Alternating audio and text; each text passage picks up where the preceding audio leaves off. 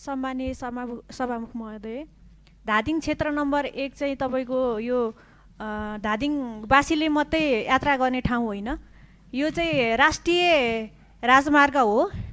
राष्ट्रिय राजमार्गमा यति धेरै समस्याहरू छन्, जुन समस्याहरू मैले कविमा लेखेँ भने नि त्यो दुई किताब जति हुन्छ होला। तर म एउटा मात्रै समस्या भन्न चाहन्छु, बिकज अब समय नै जम्मा 1 मिनट छ, बोल्दा बोल्दै जान्छ।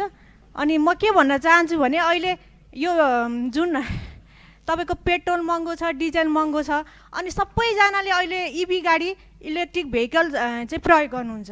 अनि यो गर्ने क्रममा चाहिँ यात्रा गर्ने क्रममा चाहिँ तपाईको अनि त्यसको चार्ज सकेर जान्छ। अनि सकेपछि अनि त्यो जुन धादिङ क्षेत्र नम्बर 1 मा पर्ने पृथ्वी राजमार्ग छ, उहाँहरू अल्पत्रमा पर्नुहुन्छ, बिकज त्यो लाइन छैन। लाइन नभएपछि के हुन्छ, अब त्यो चार्जिङ स्टेसन बन्द भएपछि उहाँहरूले मोबाइल खोलेर यसो सम्पर्क गर्न खोज्नुहुन्छ आफ्नो